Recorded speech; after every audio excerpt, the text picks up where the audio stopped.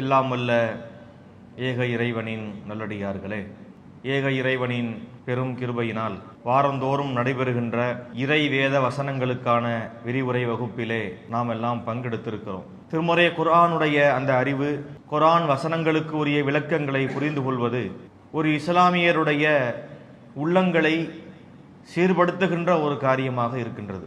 ஒரு வீட்டிற்குள் நாம் செல்ல வேண்டும் என்று சொன்னால் அந்த வீட்டின் இல்லக்கதவு திறக்கப்பட வேண்டும். அதுபோன்று ஒரு நன்மையான கருத்து நமக்குள் செல்ல வேண்டும் என்று சொன்னால் உள்ளக்கதவு திறக்கப்பட வேண்டும். அந்த உள்ளத்தை சீர்படுத்தி ஒளி பொருந்திய ஒரு உள்ளமாக, ஒரு நேரிய உள்ளமாக ஆக்குவதற்கு அல்லாஹ்வுடைய வசனங்கள் மிகவும் துணை புரியக்கூடிய ஒன்றாக இருக்கின்றன. மனுஷன் சொல்லுக்கும் அல்லாஹ் சொல்லுக்கும் வித்தியாசம் இருக்குதா இல்லையா?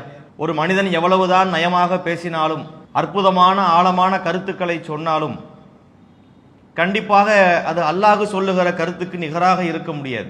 ஏன்னா அவன் இறைவன், அவன் அனைத்தையும் அறிந்தவன். அந்த இறைவன் சொல்லுகிற வசனங்களை நாம் அறியும் போதுதான் நமக்கு நிறைய விஷயங்கள், நிறைய அடிப்படைகள் நமக்கு புலப்படும். குர்ஆன் வசனங்களுக்குரிய விளக்கங்களை அறிந்து கொள்வது அல்லாஹ் நமக்கு செய்த ஒரு அருள்தான். இப்னு அப்பாஸ் ரலியல்லாஹு அன்ஹு அவர்கள் குர்ஆனுடைய வசனங்களுக்குரிய விளக்கங்களை அறிந்தவராக இருந்தார்கள். பல நேரங்களில் அதை பல மற்ற தோழர்களுக்கு, தாபீன்களுக்கெல்லாம் அவங்க போதிச்சிருக்கிறாங்க.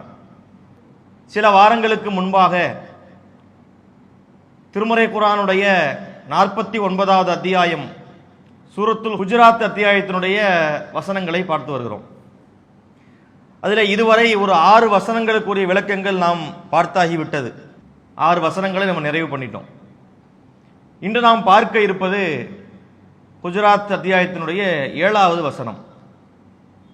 வஅலமு அன்ன ஃபீக்கும் ரசூலல்லாஹி லவ் யுதீஉக்கும் ஃபீ கஸீரி மினல் அம்ரி லஅனித்தும் வலாக்கின்னல்லாஹ ஹப்பப இலைக்குமுல் ஈமான வஸய்யனஹு ஃபீ குலூபிக்கும் வகர்ரஹ இலைக்குமுல் குஃப்ர வல் ஃபுசூக வல் உஸ்யான் உலாயிக ஹுமுர் ராஷிதூன் ஃபத்லம் மினல்லாஹி வ நிஅமத்தன் வல்லாஹு அலீமுன் ஹக்கீம்.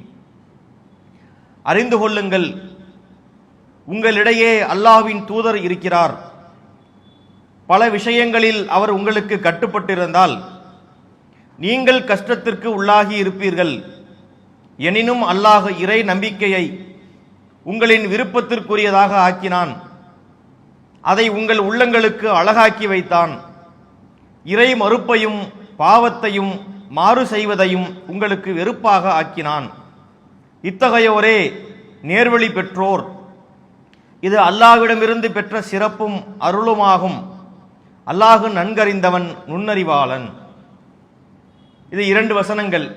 7வது வசனம் மற்றும் 8வது வசனத்தை நாம், அது 8வது சின்ன வசனம் தான், இந்த 7ஓடு சேர்ந்த ஒரு கருத்து தான் அது. அப்ப இந்த 2 வசனங்களுடைய அரபு மூலத்தையும் அதனுடைய தமிழ் மொழியாக்கத்தையும் நான் வாசித்து காண்பித்தேன். இது ரொம்ப அடிப்படையாக ஒரு முஸ்லீம் தெரிந்து கொள்ள வேண்டிய ஒரு வசனங்க. நாம் ஏற்கனவே சொல்லி இருக்கின்றோம், நாம் குர்ஆன் வசனங்களை படிக்கும்போது ஏதோ ஒரு மந்திரம் படிப்பதை போல கடந்து செல்லக்கூடாது. ஒரு வசனத்திலே, ஒரு வார்த்தையிலே அல்லாஹ் 1000 அர்த்தங்களை பொதித்து வைத்திருப்பான்.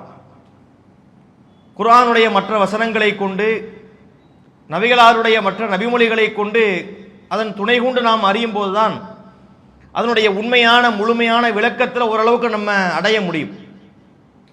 அப்ப இந்த வசனத்தை நம்ம பார்க்கிறோம். அற்புதமான ஒரு செய்தியை இந்த வசனத்தின் மூலமாக அல்லாஹ் நமக்கு சொல்லுகிறான். என்ன சொல்கிறான்?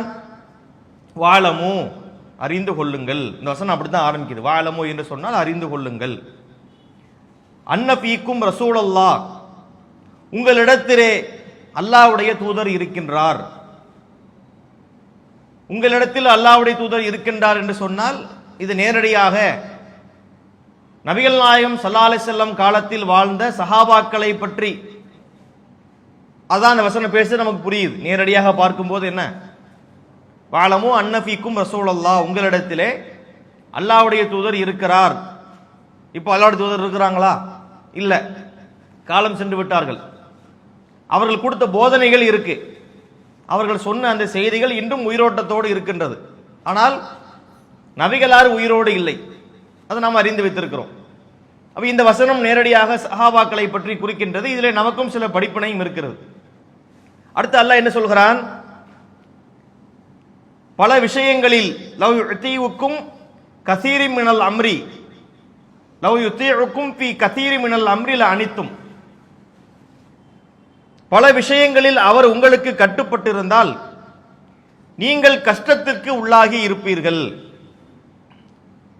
ரசூலுல்லாஹை பற்றி அல்லாஹ் சொல்கிறான், இந்த இறை தூதர் நீங்க சொல்வதெல்லாம் கேட்டுக்கிட்டு இல்லை, மக்கள் என்ன சொல்கிறார்கள், மக்களுடைய கருத்து என்னவாக இருக்கிறது, ஊருடைய கருத்து என்ன, உலகத்தின் கருத்து என்ன, சமுதாயத்தின் கருத்து என்ன, மற்ற நாட்டு தலைவர்களுடைய கருத்து என்ன என்பதை எல்லாம் இந்த நபி பார்த்துக்கிட்டு இருக்க மாட்டார். அவருக்கு அல்லாஹ்வின் புறத்திலிருந்து எது வஹியாக அறிவிக்கப்படுகின்றதோ அதை கூட்டாமல் குறைக்காமல் உள்ளது உள்ளபடி இந்த நபி சொல்லுவார். இந்த நபி அதைத்தான் பின்பற்றுவார். அதான் இஸ்லாம் சொல்லக்கூடிய அடிப்படை. இருந்தாலும் இந்த மக்களுக்கு புரிய வைப்பதற்காக அல்லாஹ் சில விஷயங்களை சொல்லுவான். என்ன சொல்கிறான்? இந்த இறை தூதர் பல விஷயங்கள்ல உங்களுக்கு அவர் கட்டுப்பட்டு இருந்தால் உங்களுக்கு தான் அது கஷ்டமா போயிருக்கும் அப்படின்னு நல்லா சொல்றோம். அதாவதுங்க பொதுவாக மக்களிடத்திலே ஒரு பார்வை உண்டு. இஸ்லாம், திருமறை குர்ஆன், ரசூலுல்லாஹ்வுடைய போதனைகள், அந்த நல்லொழுக்கங்கள் எல்லாமே மார்க்கத்தில் சொல்லப்பட்டிருந்தாலும் இஸ்லாத்தில் உள்ளதற்கு ஏற்ப இந்த மக்கள் நடந்து கொள்வதற்கு பதிலாக தங்களுக்கு ஏற்றாற் போன்று மார்க்கம் வளைய வேண்டும் என்று நிறைய பேர் நினைப்பார்கள். அது அன்றைய காலத்திலும் உண்டு, இன்றைய காலத்திலும் உண்டு. இப்போது நாம் பார்க்கிறோம். திருக்குர்ஆன் ஒரு தெளிவான கருத்தை சொல்லும். நபிகள் நாயகம் ஸல்லல்லாஹு அலைஹி வஸல்லம் அவர்கள் தெளிவான கருத்தை அவர்கள் நமக்கு சொல்லிக் கொடுப்பாங்க. அதில் இருந்து நாம் மார்க்கத்தை விளங்குறதுக்கு பதிலாக நம்மிடத்திலே உள்ள ஒரு விஷயம் அது மார்க்கத்தில் இருக்க வேண்டும் என்று நினைப்பார்கள். இப்ப நாமே நிறைய மக்களை சந்திக்கின்றோம் இல்லையா? நம்ம இடத்துல சில மக்கள் மார்க்கம் சம்பந்தமான கேள்விகளை கேட்பார்கள். எத்தனையோ விஷயங்கள். உதாரணத்துக்கு எடுத்துக்கங்களேன், காது குத்தலாமா அப்படின்னு ஒரு கேள்வி. பெண்கள் காது குத்தலாமா அப்படின்னு கேட்பாங்க. மார்க்க அடிப்படையில் குத்தக்கூடாது. நாம் என்ன செய்வோம்? அதுக்குரிய வசனங்களை சொல்லி, அதுக்குரிய நபிமொழி எல்லாம் சொல்லி, அல்லாஹ் படைச்சிருக்கிற இயற்கையான படைப்பை நம்ம மாற்றக்கூடாது, அல்லாஹ்வுடைய படைப்பினத்தில் நம்ம ஒரு திருத்தம் பண்றது, காதில் போய் ஒரு ஓட்டையை போடுறதுங்கிறது அல்லாஹ்வுடைய படைப்புல போய் ஒரு விஷயத்தை மாத்துறது தானே என்றெல்லாம் விளக்கம் சொல்லிடுவோம். விளக்கம் சொன்னா அல்ஹம்துலில்லாஹ் அவர் வைக்க மாட்டார். அவர் என்ன பண்ணுவார் தெரியுமா? இன்னொரு தாய்க்கு ஃபோன் பண்ணுவார், காது குத்தலாமா பையன் கேட்பாரு. அவரும் குத்தக்கூடாதுன்றவார். இன்னொருத்தருக்கு ஃபோன் பண்ணுவார். அவருக்கு என்னன்னு சொன்னா காது குத்தலான்னு யாராவது சொல்றாங்களான்னு தேடிக்கிட்டே இருப்பார். ஒரு 20 பேருக்கு கால் பண்ணி அதுல யாராவது ஒரு ஆள், பெரும்பாலும் நம்ம ஜமாத்தில் உள்ளவர்கள் யாருமே, நம்முடைய நிலைப்பாட்டில் உள்ளவங்க யாரும் காது குத்தலாம் என்று சொல்ல மாட்டார்கள். ஆனா காது குத்தலாங்கிற நிலைப்பாட்டில் உள்ளவர்களும் இருக்கிறாங்க சில பேர். அந்த மாதிரி அவருக்கு போனை போட்டு அவர் குத்தலானே இவங்களுக்கு நிறைவடைஞ்சிருவாங்க. குத்தலான்னு இந்த அஜரத்தை சொல்லிட்டாரு, அப்ப குத்திக்க. அப்ப மார்க்கத்தில் என்ன இருக்கிறது என்று ஏற்றுக்கொள்வதற்கு பதிலாக தாங்கள் என்ன நினைக்கிறோம் அதற்கு தக்கவாறு மார்க்கம் வளைய வேண்டும் என்ற சிந்தனை நிறைய மக்களிடத்தில் இருக்கிறது. உதாரணத்திற்கு வியாபார விஷயத்தில் நீங்கள் பார்க்கலாம். அவர்கள் சில வகையான தொழில் செய்வார்கள். அந்த தொழிலை எடுத்துக்கொண்டால் மார்க்கத்திற்கு முரணான பல விஷயங்கள் வர்றதுக்கான வாய்ப்புகள் அதிகம் இருக்கும். பல தொழில் இருக்குது. ஒரு கடை வச்சு வியாபாரம் பண்ற, துணி கடை வச்சு வியாபாரம் பண்றாங்கன்னா பெரும்பாலும் அதுல வாய்ப்புகள் குறைவு. ஆனா சில வகையான வியாபாரங்கள் எடுத்துக்கிட்டீங்கன்னா அதுல மார்க்கத்துக்கு முரணான விஷயங்கள் வர்றதுக்கான வாய்ப்புகள் அதிகம் இருக்கும். அப்ப அவர் என்ன செய்வாரு? அந்த இடத்துல கொஞ்சம் தடுமாறுவார். மார்க்கம் என்ன சொல்லுது அப்படிங்கிறத பார்க்கறது இல்லை. தனக்கு தக்கவாறு மார்க்கத்தை வளைப்பதற்குரிய வேலைகளை அப்படிலாம் மக்கள் பார்க்கறாங்களே, இது கண்டிக்கத்தக்க ஒரு விஷயங்க. மார்க்கம் என்ன சொல்லுது நம்ம பார்க்கணுமே தவிர நம்முடைய கருத்து என்ன என்பதை ரிட்டர்ன் பண்ணலாமா? நேர்வழி நமக்கு எங்க இருந்து வரும்? படைத்த இறைவன் இருக்கிறான், அவன் அரசியல் இருக்கிறான், அவன் தான் உயர்ந்தவன், இறைவனுக்கு மேல் எதுவும் இல்லை, அல்லாஹ் தான் ஆக உயரத்தில் இருக்கிறான். அல்லாஹ்வுக்கு மேல் அந்த உலகத்தில் ஏதாவது இருக்குதா? இல்லை. அந்த அல்லாஹ்விடம் இருந்து ஒரு செய்தி நபிக்கு வரும், நபியிடத்தில் இருந்து அந்த செய்தி உம்மத்திற்கு வரும். இந்த அறிவுரை, இந்த ஆர்டர்ல தான் வரணுமே தவிர ஒரு உம்மத்துடைய கருத்து நபிக்கு சொல்லப்பட்டு நபியினுடைய கருத்து அந்த போதனை அல்லாஹ்வுக்கு சொல்லப்படலாமா?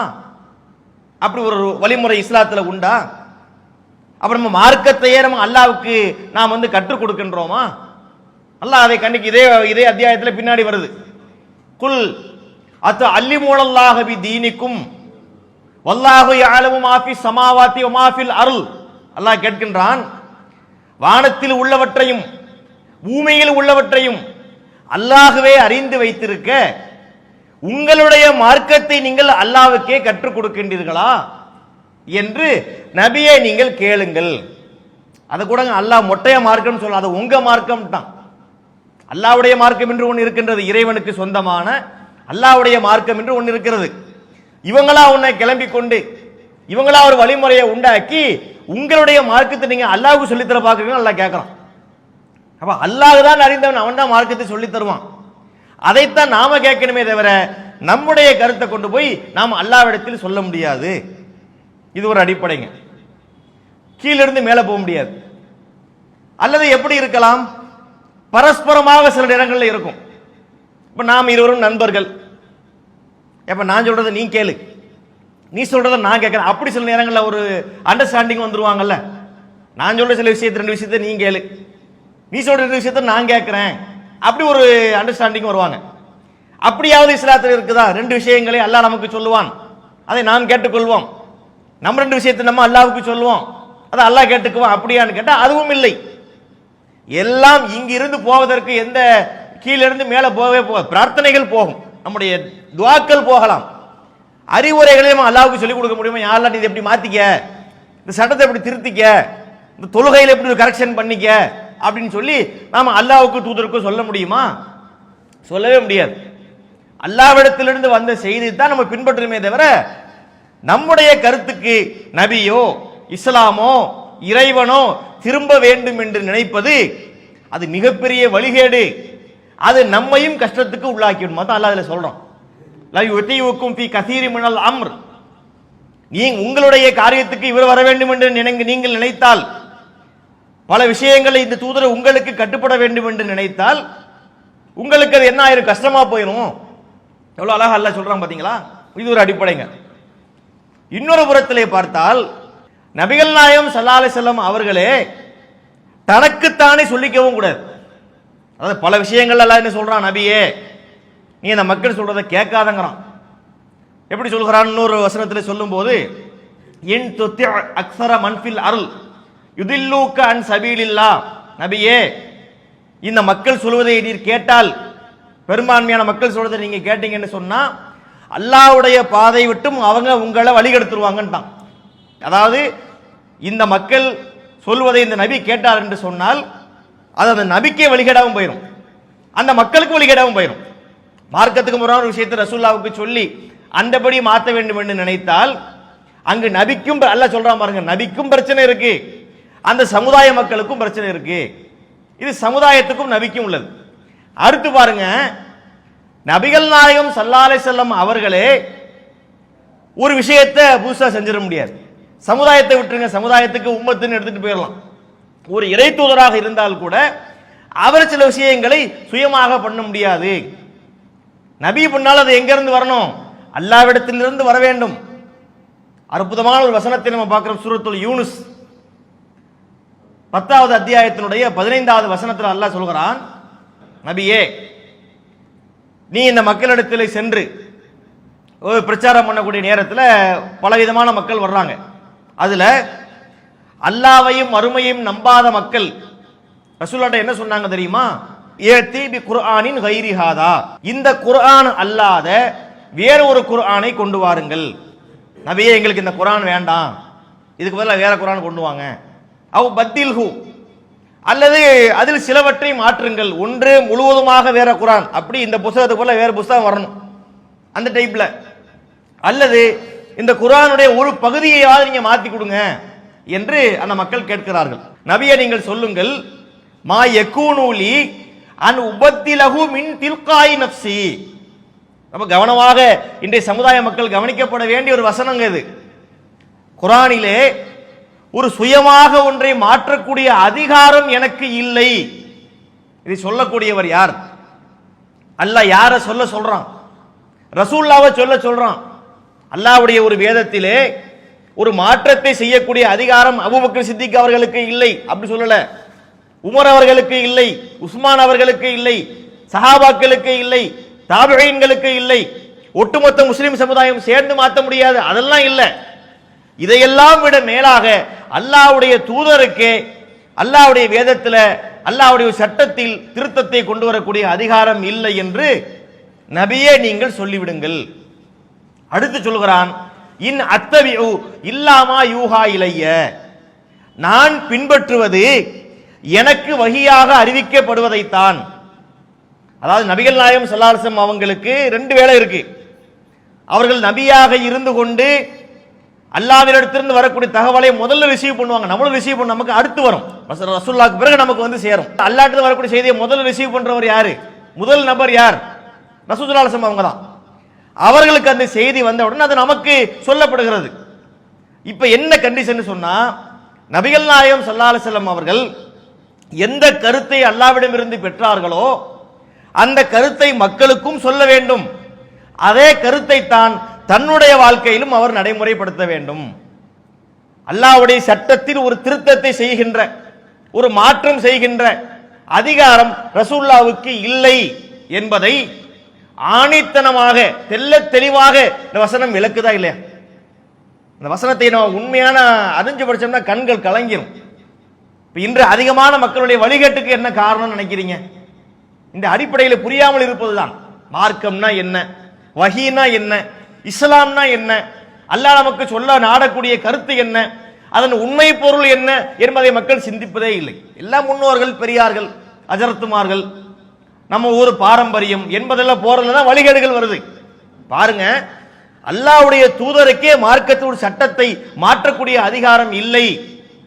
அவருக்கு எது வஹியா வருதோ அதைத்தான் அவரே பின்பற்ற வேண்டும் என்று எடுத்துக்கொண்டால் இன்று இத்தனை மதுஹபுகள் சமுதாயத்தில் முளைத்திருக்க முடியுமா? மௌலிதிகள் வந்திருக்க முடியுமா? தர்கா வழிபாடுகள் வந்திருக்கலாமா? வந்திருக்கவே வாய்ப்பே இல்லை. இதெல்லாம் புரிஞ்சிருந்தா அப்ப பாருங்கள், அல்லாஹ்வுடைய தூதருக்கே அவருடைய கருத்தை சுயமாக சொல்லக்கூடிய அதிகாரம் இல்லை. எப்படிப்பட்ட ஒரு மார்க்கம் என்று பாருங்கள். இறைவன் தன்னுடைய இடத்தை யாருக்கும் விட்டுக் கொடுப்பதே இல்லை. இந்த ஒரு நிலை இங்கே இஸ்லாத்தை தவிர வேறு எங்கேயுமே பார்க்க முடியாது.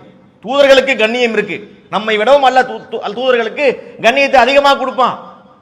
கண்ணியத்தை அதிகமாக கொடுத்தா கூட அவர்கள் மனிதர்களாகத்தான் இருப்பார்கள், என்றுமே இறைத்தன்மை பெற முடியாது. படைத்தவன் படைப்பினம், படைத்தவனுடைய இடத்தை படைப்பினங்கள் பெறவே முடியாது.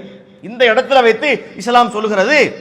இப்போ பாருங்க, ஒரு சமுதாயம் சொல்வதை ஒரு நபி கேட்டார்னு சொன்னா அது அந்த நபிக்கும் பிரச்சனை, அந்த சமுதாயத்துக்கும் பிரச்சனை என்று அல்லாஹ் சொல்கிறான். அந்த நபியே தான் நினைப்பதை பின்பற்றினாலும் அது அந்த நபிக்கு பிரச்சனையா போயிடும். அப்ப அல்லாஹ் இங்க சொல்ல வரக்கூடிய கருத்து என்ன? நான் சொல்றதை கேளுங்க, படைத்த இறைவன் எனக்கு தெரியுமா இல்லையா? நபியே, உமக்கு வழங்கப்பட்ட அறிவும் குறைந்தபட்ச அறிவுன்ட்டான் அல்லாஹ். ரசூலுல்லாஹ்வுக்கு உள்ள அறிவே கம்மியான அறிவு தான் என்று சொல்லி தேவையான அறிவு அல்லாஹ் ரசூலுல்லாஹ்வுக்கு கொடுத்தான். அப்ப அல்லாஹ்வுக்கு மேல் ரசூலுல்லாஹ் சிந்திக்க முடியாது, அல்லாஹ் சொல்வதைத்தான் கேட்டு போகணும் என்ற அடிப்படையை இஸ்லாத்தினுடைய ஒரு தூணை பற்றி இந்த வசனத்தில் அல்லாஹ் மிக தெல்ல தெளிவாக விளக்கி இருப்பதை பார்க்கிறோம். அல்லாஹ்விடமிருந்து வரக்கூடிய செய்தியை தான் நபியும் பின்பற்ற வேண்டும், உம்மத்தும் பின்பற்ற வேண்டும். இந்த வசனத்தில் மிக தெளிவாக நம்ம பார்க்கிறோம். அடுத்து பாருங்கள், என்ன சொல்கிறான் இறைவன்? லாக்கின்னல்லாஹ ஹப்பப இலைக்குமுல் ஈமான வ ஸய்யனஹு ஃபீ குலூபிக்கும். இந்த தூதர் நீங்கள் சொல்வதை கேட்க வேண்டும் என்று நினைத்தால், உங்களுக்கு அவர் கட்டுப்பட வேண்டும் என்று நினைத்தால் உங்களுக்கு பல கஷ்டங்கள் வந்துடும் சொல்லிட்டு மாறா அல்லாஹ் அவங்களை அப்படி ஆக்கல. வலாக்கின்ன மாறாக அல்லாஹ் என்ன செய்திருக்கின்றான்? ஹப்பப இலைக்குமுல் ஈமான, ஈமானை உங்கள் உள்ளத்திற்கு விருப்பமானதாக அல்லாஹ் ஆக்கி வைத்திருக்கிறான். மாறாக இந்த லாக்கின்னை எங்க பயன்படுத்துவாங்கன்னு சொன்னா அரபி சட்டப்படி ரெண்டு சென்டென்ஸுக்கு மத்தியில் பயன்படுத்துவாங்க. இந்த லாக்கின்னுடைய ஷர்த் என்ன அப்படின்னா, முரண்பட்ட ரெண்டு வாக்கியத்துக்கு மத்தியில் தான் லாக்கின்ன வரும். இந்த லாக்கின்ன நீங்க எங்க குர்ஆனோட நீங்க எடுத்து பாருங்க, லாக்கின்ன எங்கெல்லாம் வருதோ இந்த லாக்கின்னவுக்கு முன்னாடி வரக்கூடிய வாக்கியத்திற்கு நேர் முரணாக இதுக்கு பின்னாடி உள்ள வாக்கியம் இருக்கும், அங்கதான் அந்த லாக்கின்னவை போடுவாங்க. அப்ப அல்லாஹ் என்ன சொல்றான்? இப்படி உங்க உள்ளம் இல்ல, நீங்க அப்படி கஷ்டப்படல, நீங்க நினைக்கிறது மாதிரி ரசூலுல்லாஹ் போகணும் நீங்க நினைக்கல, மாறாக உங்க உள்ளம் எதை விரும்புகின்றது? ஹப்பப இலைக்குமுல் ஈமான, உங்கள் உள்ளங்களை எல்லாம் எப்படி ஆக்கி இருக்கின்றான்? இறை நம்பிக்கையை உங்கள் விருப்பத்திற்குரியதாக ஆக்கி இருக்கிறான். அது மட்டுமல்ல, உங்களுடைய உள்ளத்திற்கு அதை அழகாக்கி வைத்திருக்கின்றான். உங்கள் உள்ளத்திற்கு இந்த ஏகத்துவத்தை, இந்த ஈமானை அழகானதாக அல்லாஹ் ஆக்கி வைத்திருக்கிறான். இந்த வார்த்தை இருக்கின்றதே, உள்ளத்தை சீர்படுத்தக்கூடிய ஒரு வசனங்க இது. அதாவது மனிதனுடைய உள்ளம் இருக்குதே, எல்லாத்திற்கும் அடிப்படை உள்ளம்தான். ஒரு மனிதனுடைய சிந்தனை, அவனது செயல்பாடு, அவனது நற்பண்புகள், அவனுடைய நல்லொழுக்கம், அவன் முஸ்லீமாக இருப்பது, அவன் காபிராக இருப்பது, எல்லாத்துக்கும் அடிப்படை என்ன நினைக்கிறீங்க? எல்லாமே உள்ளம்தான். அந்த உள்ளம் தான் அவனை கண்ட்ரோல் பண்ணுது. உள்ளத்தை தாண்டி ஒரு பெரிய சிஸ்டம் நம்ம உடம்புல கிடையாது. ஒரு மனிதனை இயக்குவதிலே உள்ளத்துக்கு மேல உலகத்தில் ஒன்று இருக்குதா? எல்லாம் டாப்பு உள்ளம்தான். நபிகள் ஸல்லல்லாஹு அவங்க சொன்னாங்க, அலா இன்னபில் ஜஸதி முலுகத்தன், அலானா அறிந்து கொள்ளுங்கள் மக்களே, இன்னபில் ஜஸதி முலுகத்தன், உடம்பிலே ஒரு சதை துண்டு இருக்கின்றது. நம்ம உடம்புல என்ன இருக்குது? ஒரு சதை துண்டு இருக்கின்றது. அந்த சின்ன சதை துண்டு சீர்பெற்று விட்டால், சரியாகி விட்டால், அவனுடைய ஒட்டுமொத்த உடம்புமே சரியாகி விடுகின்றது. அந்த சின்ன சதை துண்டு கெட்டு போய்விட்டால் அவனுடைய ஒட்டுமொத்த உடலும் கெட்டு போய் விடுகின்றது. அலா வகியில் கல், அறிந்து கொள்ளுங்கள், அதுவே உள்ளமாகும். உள்ளத்தை பத்தி ரசூலுல்லாஹி அவங்க சொன்ன விளக்கம், இந்த மாதிரி விளக்கத்தை எனக்கு தெரிஞ்சு யாருமே சொன்னது கிடையாது. உள்ளத்தை பத்தி எத்தனையோ விஷயங்களை பேசுவார்கள், கவிதைகளிலே, இலக்கியங்களிலே, எல்லா இடத்துல நீங்க பார்க்கலாம். அதான் ஓரளவுக்கு நியாயங்களை கூட சொல்லுவாங்க. இப்போ உள்ளம்னு வச்சுக்கோங்களேன், உள்ளத்துல பாத்தீங்கன்னா நிறைய விஷயங்கள் நம்ம நினைப்போம், ஆனா எல்லாத்தையும் சொல்ல மாட்டோம். ஒரு ஆளை பத்தி நம்ம நினைக்கிறோம், நண்பர் இருக்கிறாரு, நெருங்கிய நண்பர் தான், அவரை பத்தி நல்லதுன்னு நினைப்போம், அவரை பத்தி கெட்டது நினைப்போம். நல்லதை மட்டும் சொல்லுவோம், கெட்டதை சொல்ல மாட்டோம், பாதியை மறைச்சுக்குவோம். இதெல்லாம் கூட இலக்கியங்கள்ல சொன்னாங்க, அந்த காலத்து கவிதையில சொல்லுவான். உள்ளம் என்பது ஆமை, அதில் உண்மை என்பது ஊமை, சொல்லில் வருவது பாதி, நெஞ்சில் தேங்கி கிடப்பது மீதி. இந்த கருத்து கரெக்ட் தான். நம்முடைய உள்ளம் இருக்கு பாத்தீங்களா, உள்ளத்துல நிறைய நினைவுகள் இருக்கும், நிறைய எண்ணங்கள் இருக்கும், ஏற்கனவே சேமித்து வைக்கப்பட்ட எண்ணங்களும் இருக்கும். அவ்வப்போது ஒரு மனுஷனை பார்க்கும் போது உள்ளம் அதுக்கு மார்க் போட்டுக்கிட்டே இருக்கும். இவனா, இவன் நல்லவன், இவன் கெட்டவன், இவன் அயோக்கியன், இவன் மோசமானவன், இவன் ஒரு அருவ கேசு, இவன் தேவையில்லாம பஞ்சாயத்து பண்றவன், இவன் சச்சரவுக்காரன். ஒரு ஆளை பார்த்த உடனே உள்ளம் அவனுக்கு எவ்வளவு மார்க் போடுது பாத்தீங்களா? இது எல்லாத்தையும் நம்ம வெளியில சொல்லுவோமா? பாதியை சொல்லுவோம், பாதியை உள்ளத்துல வச்சுக்கிறோம். இந்த கருத்தை எல்லாம் சொன்னாங்க, இதெல்லாம் கூட பரவாயில்லை, நல்ல கருத்து தான். ஆனால் நபிகள் நாயகம் அவங்க சொன்ன கருத்து இருக்கு பாருங்க, இதுக்கு நிகராக இவர் எங்க நீங்க பார்க்க முடியாது. நம்ம உடம்புல ஒரு சதை துண்டு இருக்கு, அதுதான் எல்லாத்தையும் கண்ட்ரோல் பண்ணுது. அந்த சதை துண்டு சரியாயிட்டா ஒட்டுமொத்த உடம்புமே சரியாயிருது. அந்த சதை துண்டு கெட்டு போய்விட்டால் ஒட்டுமொத்த உடம்பும் கெட்டு போயிருது. அது என்ன சதை துண்டு தெரியுமா? முதல்ல எப்படி அதை ரசூலை கொண்டு போறாங்கன்னு பாருங்க. எடுத்த உடனே ஃபர்ஸ்ட் உள்ளம்னு சொல்லாம ஒரு சஸ்பென்ஸ் வைக்கிறாங்க. ஒரு விஷயம், ஒரு காரியம், அதுக்கு இப்படிலாம் இருக்குன்னா நமக்கு ஒரு கவனம் வருமா இல்லையா? இப்போ நானே சொல்றேன், இந்த சபையிலே ஒருத்தர் இருக்கிறார், அவர் யாருன்னு பேரை கடைசியாக தான் சொல்லுவேன். அவர் யார் தெரியுமா? அவர் ஒரு பெரிய டாக்டர் பட்டம் பெற்றிருக்கிறார்.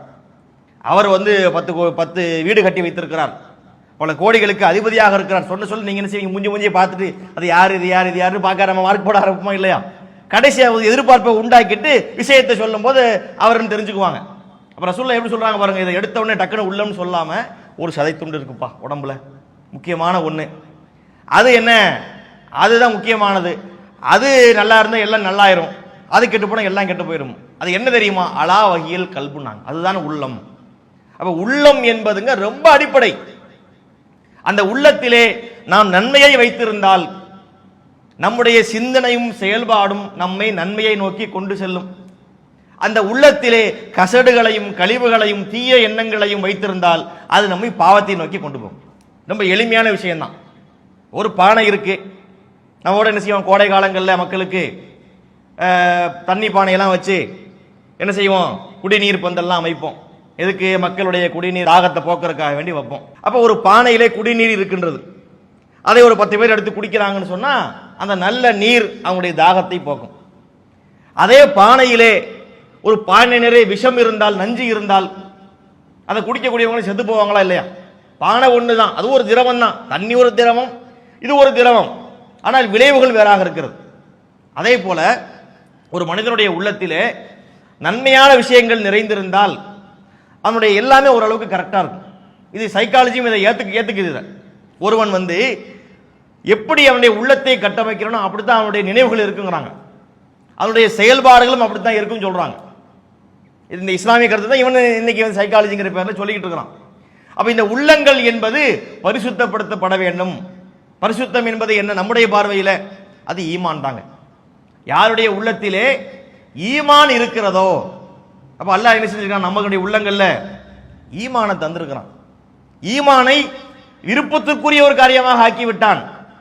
இது ஒரு சாதாரணப்பட்ட ஒரு அருள் கிடையாதுங்க. நம்ம அதை லேசா நினைக்க கூடாது. இந்த ஈமானை நம்ம நேசிக்கிறோமே, இந்த கொள்கையில் நம்ம இருக்கின்றோம், அல்லாஹ்வுடைய இந்த மார்க்கத்தில் நாம் பயணிக்கின்றோம், ஏக இறைவனை மாத்திரமே நம்ம வணங்குகின்றோம், நம்ம யாருக்கும் இணை வைக்கல, இந்த கொள்கைக்காகவே வாழ்ந்து இந்த கொள்கையில நம்ம மரணிக்க வேண்டும் என்று நம்ம நினைக்கின்றோமே, இது சஹாபாக்களுக்கு செஞ்ச அருளை போல் அல்லாஹ் நமக்கு பண்ணியிருக்கிறான். எப்படி சஹாபாக்களுக்கு இந்த ஈமானை எல்லாம் தேசத்துக்குரியதாக ஆக்கி இருக்கின்றானோ, நமக்கும் அதே போல என்ன செஞ்சிருக்கிறான்? நம்ம கொஞ்சம் முன்ன பின்ன இருப்போம், அது வேறு. ஆனால் என்ன, இந்த ஈமானை நம்முடைய உள்ளத்திற்கு நெருக்கமானதாக அல்லாஹ் ஆக்கி வைத்திருக்கிறான். எப்படிப்பட்ட ஒரு பேரருள்னு பாருங்க. அது மட்டுமல்ல, வஸய்யனஹு ஃபீ குலூபிக்கும், உங்களுடைய உள்ளங்களை அல்லாஹ் அலங்கரித்திருக்கிறான், அழகாக்கப்பட்டதாக ஆக்கியிருக்கின்றான். நல்ல சிந்தனைகளை கொண்டு, நல்ல எண்ணங்களை கொண்டு அல்லாஹ் உள்ளங்களை அலங்கரித்திருக்கின்றான். நான் ஏற்கனவே உங்களுக்கு சொன்னேன், நல்ல எண்ணங்கள் உள்ளத்தில் இருந்தால்தான் நல்ல காரியங்கள் வரும். இப்போ ஒருத்தர் திடீர்னு ஒரு கெட்ட வார்த்தை பேசுறான்னு வைங்களேன், அந்த கெட்ட வார்த்தை டக்குன்னுலாம் வராதுங்க. அது உள்ளத்துல கிடக்கும், ஒரு ஓரத்துல கிடக்கும். அது என்ன செய்யும்? டக்குன்னு ஒரு பிரச்சனை வரும்போது அந்த கெட்ட வார்த்தை விழுகும், மோசமான கருத்துக்கள் விழுகும், நியாயமற்ற பேச்சுக்கள் விழுகும். இதெல்லாம் எப்படி வருதுன்னு சொன்னா, எல்லாம் உள்ள கிடக்கு, உள்ளத்துல ஒரு ஓரத்துல கிடக்கு, பரிசுத்தம் இல்லாம இருக்கு. பல விஷயங்களை தப்பான கசடுகள் உள்ள கிடக்கு. அதனாலதான் அவன் அதை நோக்கி போகிறான். ஒரு தப்பான செயலை ஒருத்தன் செய்யறான்னு சொன்னா, அவன் இன்று செய்தாலும் அது ஏற்கனவே அதனுடைய உள்ளத்துல கிடக்குன்னு அர்த்தம். ஒரு தமிழ்ல ஒரு பழமொழி சொல்லுவாங்க, கேடு வரும் பின்னே மதி கெட்டு விடும் முன்னே அப்படிம்பாங்க. இன்னைக்கு நமக்கு ஒரு பிரச்சனை வருதுன்னு வச்சுக்கிறோம், நம்ம ஒரு கேடை நம்ம இன்னைக்கு பார்க்கிறோம். கேடு நடந்தது இன்னைக்கு, மதினா உள்ளம், உள்ளம் கெட்டு போனது எப்ப? அது கொஞ்ச நாளைக்கு முன்னாடி கெட்டு போச்சு. அதனால என்ன பழமொழி போட்டான்? கேடு வரும் பின்னே மதி கெட்டு விடும் முன்னே. அப்ப உள்ளம் ஒன்றிலே கெட்டு போய்விட்டால் அவனுடைய பாதை, அவனுடைய பயணம், அவனுடைய பேச்சு, அவனுடைய வாழ்வியல் எல்லாமே தப்பா போறதுக்குரிய வாய்ப்பா போயிடும். அல்லாஹ் அதை பத்தி பல இடங்கள்ல நமக்கு சொல்லியும் காட்டுகிறான். அல்லாஹ் அவருக்கு சொல்லும் போது, வைதா மஸ்ஸல் இன்சான, ஒரு மனிதனுக்கு ஒரு தீங்கு ஏற்படுது. அந்த தீங்கு ஏற்படக்கூடிய நேரத்திலே தஆனா, அவன் நம்மை அழைக்கின்றான். எப்படி அழைக்கின்றான்?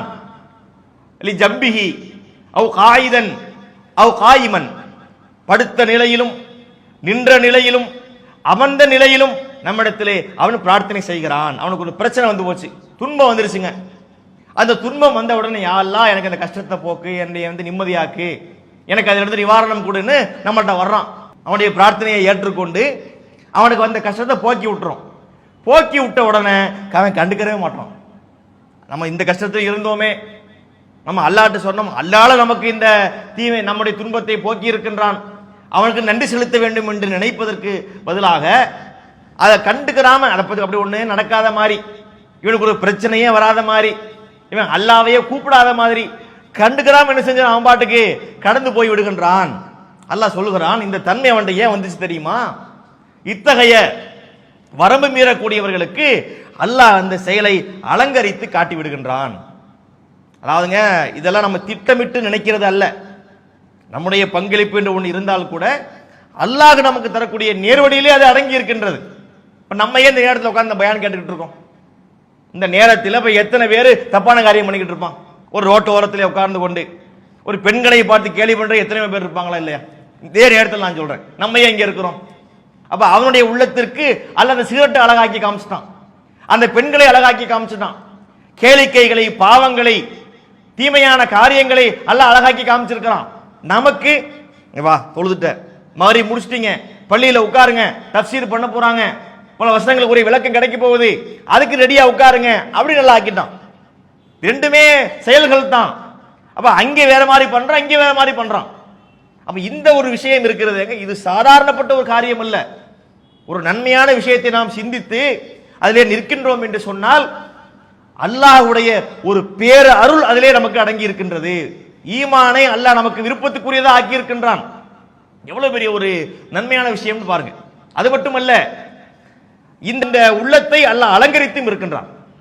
உள்ளம் என்பதுலங்க, உள்ளத்தில் அப்படி ஈமான் மிளிர வேண்டும், உள்ளத்தில் ஈமான் ஒளி வீச வேண்டும், எண்ணத்தில் தௌஹீது இளங்கிட வேண்டும். நான் இப்ப பாட்டெல்லாம் படிப்பாரு, பாட்டில் படிச்சா மட்டும் உள்ளத்தில் ஈமான் ஒளிலாம் விட்டுறாது. உள்ளத்திலே ஈமான் ஒளி வீச வேண்டும் என்று சொன்னால் இங்கே கிடக்கணும். நம்முடைய உள்ளம் எங்க இருக்க வேண்டும்?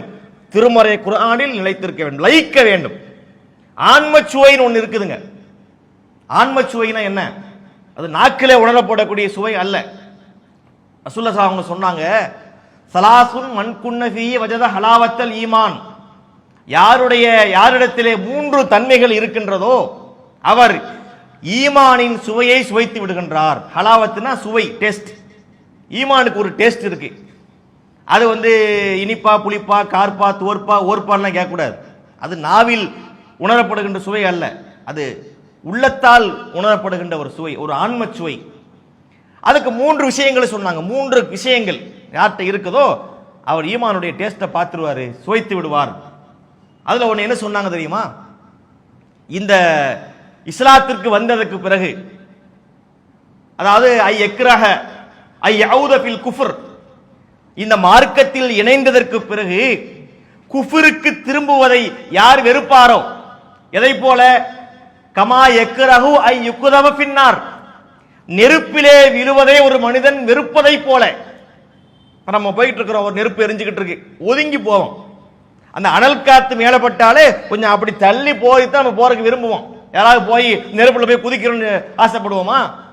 நெருப்பிலே விழுவதை நாம் எப்படி வெறுக்கின்றோமோ அதே போல ஏகத்துவத்திற்கு வந்ததற்கு பிறகு இணை கற்பித்தலுக்கு திரும்புவதை நாம் வெறுக்க வேண்டும். இந்த நிலையில் யார் இருக்கின்றாரோ அவருக்கு தான் ஈமானுடைய டேஸ்ட் இருக்குன்னு நல்லா சொல்றோம். எப்படிப்பட்ட ஒரு வார்த்தைகள் என்று பாருங்களேன். நம்ம மனுஷன் சொல்ல முடியுமா? அல்லாஹ் சொல்லித்தராம ரசூலுல்லாஹ் சொல்லி இருக்க முடியுமா? அப்ப ஈமானை பற்றி அல்லாஹ் அப்படி சொல்றான். ஈமானை அப்படி நம்ம நேசிக்கணும்.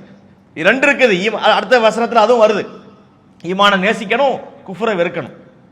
ஈமான நம்முடைய உள்ளங்களை நம்ம பளபளப்பாக வைத்துக் கொள்ள வேண்டும். அதை பற்றிலாம் அல்லாஹ் பல இடங்களில் சொல்லி காட்டுகின்றான். சூரத்துல் முஜாதலாவில் பாருங்க, 58வது சூரா முஜாதலாவிலே இடம்பெறக்கூடிய கடைசி வசனம் அழகான ஒரு வசனம்.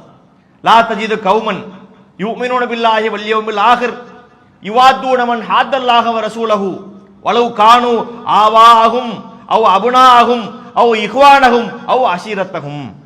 அல்லாஹ் சொல்லுகின்றான், அல்லாஹ்வையும் அல்லாஹ்வுடைய தூதரையும் யார் எதிர்க்கின்றார்களோ அவர்களை ஒரு குறிப்பிட்ட மக்கள் நேசிக்க மாட்டாங்க. அந்த மக்கள் யார்? அல்லாஹ்வையும் மறுமையும் நம்பிய மக்கள். அல்லாஹ்வையும் மறுமையும் நம்பி இருக்கக்கூடிய மக்கள் அல்லாஹ்வையும் தூதரையும் எதிர்த்து ஒரு கூட்டம் பயணிப்பாங்களா இல்லையா, கொள்கையிலே நிலைப்பாட்டிலே, அந்த மக்களை அவங்க நேசிக்க மாட்டாங்க. அப்ப அந்த மக்கள்னா யாரு? அத்தாவா இருந்தா வலவு காணும் ஆபாகும், அல்லாஹ் சொல்கின்றான், பெற்றோராக இருந்தாலும், அவ் அபுனா ஆகும் பிள்ளைகளாக இருந்தாலும், அவ் இஹ்வானகும் சகோதரர்களாக இருந்தாலும், அவ் அஷீரத்தகும் குடும்ப உறவுகளாக இருந்தாலும் சரியே. அப்பனா இருக்கலாம், பிள்ளையா இருக்கலாம், அண்ணனா இருக்கலாம், தம்பியா இருக்கலாம், எவனாக இருந்தாலும் அல்லாஹ்வையும் தூதரையும் ஒருத்தர் எதிர்த்து விட்டான்னு சொன்னா அவனை இந்த மக்கள் நேசிக்க மாட்டாங்க. சொல்லிட்டு அடுத்து அல்லாஹ் சொல்கிறான், உலாயிக்க கதப ஃபீ குலூபிஹிமுல் ஈமான். இப்படிப்பட்ட தன்மையுடைய மக்களுடைய உள்ளங்களில் தான் அல்லாஹ் ஈமானை பதித்து விட்டான். உள்ளம் எப்படி இருக்க வேண்டும்? ஒரு ஏனதானமாக பள்ளிக்கு போனா போவோம், வந்தா வருவோம், தௌஹீது நல்ல கொள்கை தான், ஷிர்க்க பத்தி நம்ம பெருசா பேசவும் கூடாது, அதல்ல. உள்ளத்துல ஈமான் என்பது என்ன? ஏதோ வந்து போற மாதிரி இருக்க கூடாது, லேசா ஒட்டிட்டு இருக்க கூடாது, ஒரு காத்தடிச்சா பறக்கிற மாதிரி இருக்க கூடாது. ஒரு மனிதனுடைய உள்ளத்திலே, ஒரு முஸ்லீமுடைய உள்ளத்திலே ஈமான் என்பது ஒரு ஆணி அடிக்கப்பட்டதை போல, பதிக்கப்பட்டதை போல இருக்க வேண்டும். அல்லாஹ் சொல்றான், உலாயிக்கு கதப ஃபீ குலூபிஹிமுல் ஈமான்ங்கறான். அப்படிப்பட்ட வார்த்தைகள் எல்லாம் குர்ஆனில் பயன்படுத்தப்பட்டிருக்கிறது. அப்ப இந்த ஈமான் என்பது நம்முடைய உள்ளத்தில் அப்படி மிளிர வேண்டும். நம்முடைய உள்ளத்தை நாம் அதற்கு தக்கவாறு பக்குவப்படுத்திக் கொள்ள வேண்டும். அல்லாஹ் முஸ்லீம்களுக்கு அதை ஆக்குறேன்னு சொல்றான். இது அல்லாஹ்வுடைய முழுக்க முழுக்க அல்லாஹ்வுடைய விருப்பத்திற்கு உட்பட்ட ஒரு காரியம்தான். அல்லாஹ் அப்படி சொல்கின்றான். அடுத்து பாருங்கள், கர்ரஹ இலைக்குமுல் குஃப்ர வல் ஃபுசூக வல் இஸ்யான். அதாவது ஈமானை உங்களுடைய விருப்பத்துக்குரியதாக ஆக்கி உங்களுடைய உள்ளங்களில் அல்லாஹ் அதை அழகுபடுத்தி இருக்கின்றான். அது மட்டுமல்ல, கர்ரக இலைக்குமுல் குஃபுர், குஃபுரை இறை மறுப்பை உங்களுக்கு வெறுப்புக்குரியதாக ஆக்கிட்டான்.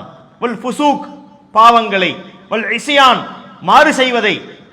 அதாவது நம்முடைய உள்ளம் என்ன விளங்குது? அப்ப உள்ளத்திலே நல்ல விஷயங்கள் எல்லாம் இருக்க வேண்டும், கெட்டதெல்லாம் இருக்கக்கூடாது. உள்ளத்துல ஈமான் இருக்கணும். ஈமான் இருந்தாலே எல்லாமே கரெக்டாயிரும். ஈமான் இருந்தாலே என்ன இருக்கும்? தக்குவா இருக்கும், இஹ்லாஸ் இருக்கும், மன தூய்மை இருக்கும், எல்லாமே இருக்கும். நல்ல விஷயங்கள் எல்லாமே இருக்கும். இதெல்லாம் இருக்காது. இதெல்லாம் நம்ம வெறுக்க ஆரம்பிச்சிருவோம். குஃபரை வெறுக்கணும், பாவங்களை வெறுக்கணும், மாறு செய்வதை வெறுக்கணும், மானக்கேடை வெறுக்கணும், ஆபாசத்தை வெறுக்கணும், அருவருக்கத்தக்க காரியங்களை வெறுக்கணும், எல்லாத்தையும் வெறுக்கணும். சைத்தானை வெறுக்கணும், இப்லீஸை வெறுக்கணும். அப்ப நன்மையான விஷயங்களை நேசிப்பதும் தீமையான விஷயங்களை விட்டு உள்ளத்தை நம்ம பாதுகாப்பதும் நம்முடைய கடமைங்கிறது புரியுதா இல்லையா? நினைச்ச மாதிரி வருவோம், நம்முடைய நினைச்ச மாதிரி நினைச்சுக்கிறோம், போனபடி போட்டு வந்தபடி வரட்டும் என்று அறகுறையாக ஒரு விழிப்புணர்வு இல்லாமல் நாம் முஸ்லீமாக ஏகத்துவவாதியாக வாழ்ந்து பயன் கிடையாதுங்க. இறைவன் என்ன குவாலிட்டியில் எதிர்பார்க்கிறான்னு பார்க்கணும். இப்போ ஒரு கம்பெனி இருக்கு, அந்த கம்பெனியில பாத்தீங்கன்னா ஒரு ப்ராடக்ட் பண்ணுவாங்க, ஏதோ ஒரு பொருள், ஒரு செல்போனோ ஏதோ ஒரு பொருள். இப்போ இந்த போன் வந்திருக்குதா, அதை எடுத்து செக் பண்ணி எரியுதா, லைட் எரியுதா, அது மாதிரி வந்து ஒழுங்கா கால் போகுதா, எதுவும் டேமேஜ் இல்லாமல் இருக்கான்னு பார்ப்பாங்க. நல்லா இருந்தால் தான் செலக்ட், இல்லாட்டி ரிஜெக்ட். மறுபடியும் என்ன ஆயிரும்? திருப்பி அந்த இதுக்கு கன்வேயரில் வந்து இங்கே விழுந்துரும், திருப்பி அதை ஏற்றுக்க மாட்டாங்க. அப்போ ஒரு பொருள் என்பது நுகர்வோருக்கு போவதாக இருந்தால் அது எல்லா டெஸ்டையும் தாண்டி நல்ல நிலையில வெளியே தான் அதை ஏற்றுக்கிறப்படுது. அப்போ அல்லாஹ் என்ன பார்க்குறான்? குவாலிட்டியை பார்க்குறான். உள்ள சும்மா முஸ்லீம்னு அப்துல்லான்னு சொன்னால் சொர்க்கத்துக்கு போங்கிறது அல்ல, ஒரு ஃபாத்திமான்னு சொன்னா சொர்க்கத்துக்கு போங்கிறது இல்ல. குவாலிட்டி எங்க எங்க உள்ளம் எப்படி இருக்கு? நீ எப்படிப்பட்ட முஸ்லீமா வாழ்ந்த? உன்னுடைய உள்ளம் எப்படிப்பட்ட உள்ளமா இருந்தது? நீ எதெல்லாம் நேசிச்ச, நீ எதெல்லாம் வெறுத்த என்று அல்லாஹ் என்ன பார்க்கறான்? டெஸ்ட் பண்றான் நம்மள. அப்ப இந்த டெஸ்டிலே நாம் தோல்வி அடையலாமா? தோல்வி அடைஞ்சு அதை சரி பண்ண முடியுமா? எப்படிப்பட்ட ஒரு பாதிப்பு நமக்கு ஏற்பட்டுரும் என்பதையெல்லாம் நாம் கவனத்தில் கொள்ள வேண்டும். இந்த வேத வசனங்களை வந்து சும்மா ஒரு டைம் பார்த்து பாசுக்காக வேண்டி பார்க்குறோங்கிறது மாதிரி இல்லாமல் உள்ளத்தில் கதவுகள் திறக்கப்பட்டு அல்லாஹ்வுடைய ஒரு வசனத்தை நம்ம வாசிக்கிறோம் என்ற அந்த புரிதல் நமக்கு இருக்கணும். அல்லாஹ்வுடைய வேதம் நமக்கு அல்லாஹ் அந்த வாய்ப்பை தந்திருக்கின்றான், கண்களை தந்திருக்கிறான். அவன் தந்த நியாமத்தை கொண்டு நம்ம குர்ஆனை பார்க்கிறோம். அவன் தந்த நியாமத்தை கொண்டு குர்ஆன் வசனங்களுடைய விளக்கங்களை கேட்கிறோம். அதை நம்முடைய உள்ளங்களுக்கு கொண்டு சென்று நம்முடைய உள்ளங்களை சீராக்கி நன்மைகளை அதிலே தக்க வைத்து தீமைகளை தூக்கி வெளியிலே போட்டுவிட்டு இந்த மார்க்கத்திலே நல்ல ஈமானை புரிந்து கொண்டு அல்லாஹ்வுடைய மார்க்கத்தில் சீராக பயணிக்கக்கூடிய நன்மக்களாக அல்லாஹ் உங்களையும் என்னையும் ஆக்க வேண்டும் என்று கூறியவனாக இந்த வசனத்துடைய மீதி உள்ள விளக்கங்களையும் அடுத்தடுத்த வசனங்களுக்குரிய விளக்கங்களை என்ன செய்வோம் இன்ஷா அல்லாஹ் அடுத்த வகுப்பிலே நம்ம அறிந்து கொள்வோம். நிறைவு செய்கிறேன். வாஹிருதவானா அனில் அல்ஹம்துலில்லாஹி ரப்பில் ஆலமீன். அஸ்ஸலாமு அலைக்கும் வரஹ்மத்துல்லாஹி. அல்லாஹு அக்பர், அல்லாஹு அக்பர்.